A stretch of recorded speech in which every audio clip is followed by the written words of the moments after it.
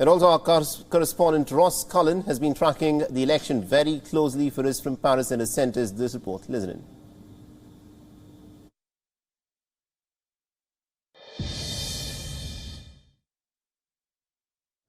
One thing that certainly helped her was that she was actually outflanked on somebody who was even more extreme right. Eric Zemmour, who stood in the first round and didn't make it through to the second round, was further to the right than Marine Le Pen, aided her campaign of moderating her policies. We've seen her abandon her plan to leave the European Union, abandon her plan to leave the euro single currency, trying to show that she has softened her stance. She's dropped her surname from a lot of her campaign because it is tarnished with her father, who is seen as having racist policies when he stood against Jacques Chirac in the 2002 presidential election second round, and there was a link to the previous iteration of her party, the National Front.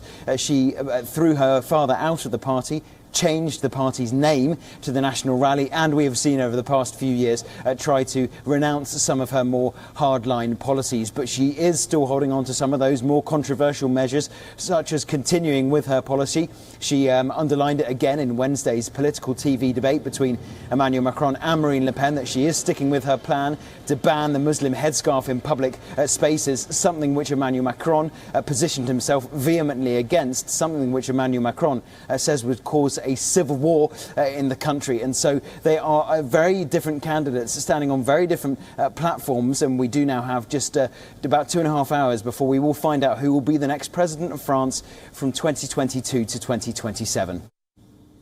Now, also earlier spoke with senior journalist Elaine Kopp, who joined me live from Paris, and this is what she had to say as to why the elections this time round in France are so crucial and also so difficult to predict. Listen in.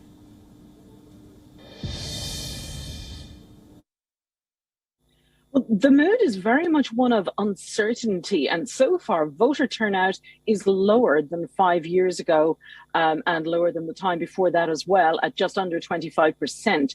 That could be bad news for Emmanuel Macron, because it might mean that the left and centre-left voters who have been disappointed in him have simply decided not to vote. Now, it doesn't help that today is the first day of school holidays for several regions, including Paris. So if people decided, well, he's up to 15 points in the lead, according to the latest opinion polls, so maybe we don't need to. Let's just go and take the kids and not vote at all. So it will depend on how it goes. Frequently, there are lower votes early in the day. We'll know a bit more in about 30 minutes of what real trends are. And in 3.5 hours, we will probably know who the new president is, unless it's too close to call. It's interesting talking to people because there are so many people voting for reasons that are not specifically for someone, but rather against. I met people who said that they don't necessarily blame Macron for not having done very well, but they're disappointed and they're angry, and so they might vote Le Pen. I met someone who said, look, Le Pen is racist. My parents were Algerian. I remember the National Front, as the party used to be called. I know what they're like, but the young people don't, and maybe they need to know, so maybe I'll vote for her so they can see, which seems terrifying logic, but some people are thinking like that. And others are saying, you know what, I don't want Le Pen, but I'm not going to vote for Macron because I'm still angry with him. So there's a lot of complicated reasoning there.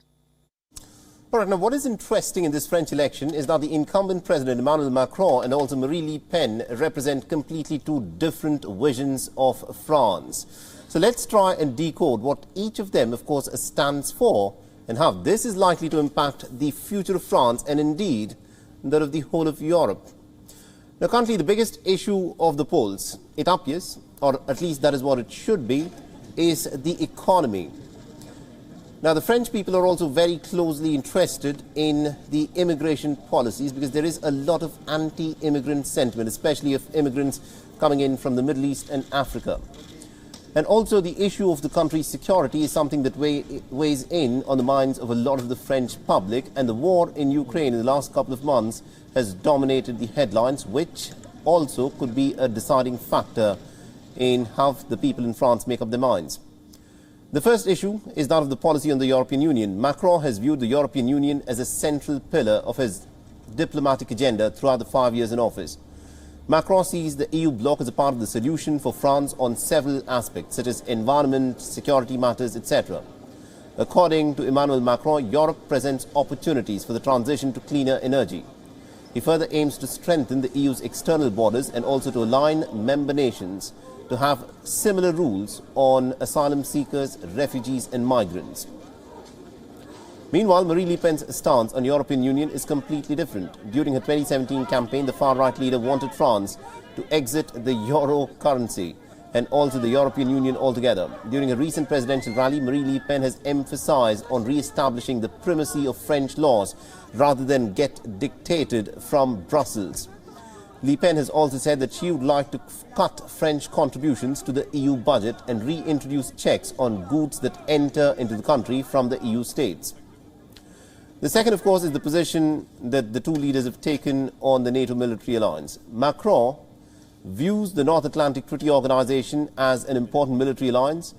He further aims to have better cooperation between the alliance's members, while Marine Le Pen has been pretty staunch on withdrawing France from NATO's integrated command, asserting on how she wants closer NATO-Russia ties. That is the solution, she says, for actually resolving these regular on and off standoffs that are witnessed.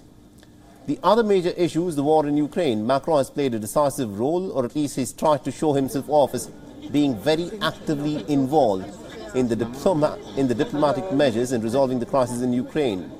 He's in fact spoken both with President Vladimir Putin of Russia and Volodymyr Zelensky, and he's called for diplomacy to try and bring an end to the hostilities between the two nations.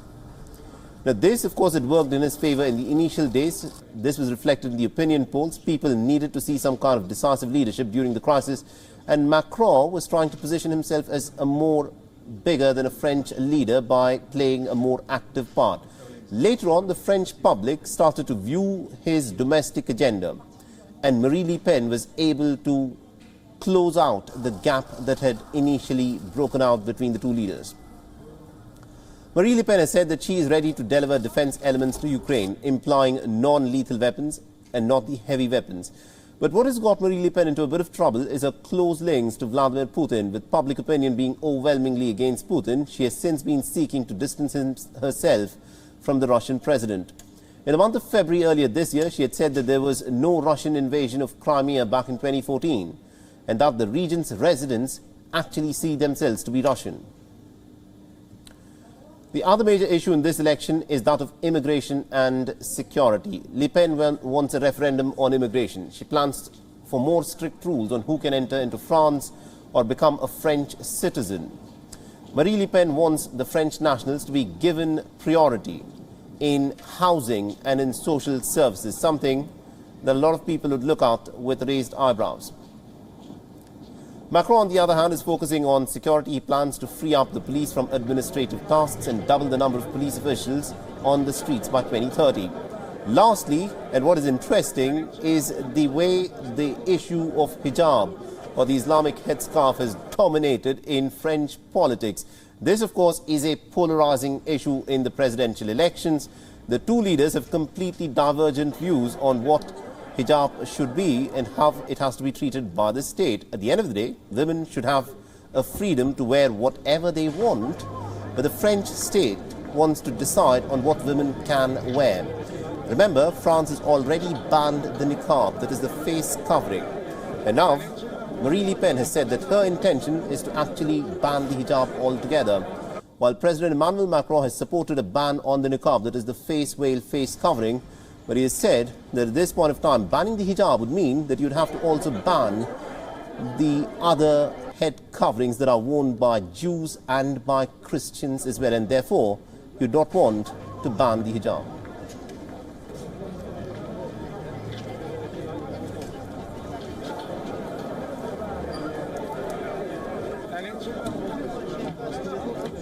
WION is now available in your country. Download the app now and get all the news on the move.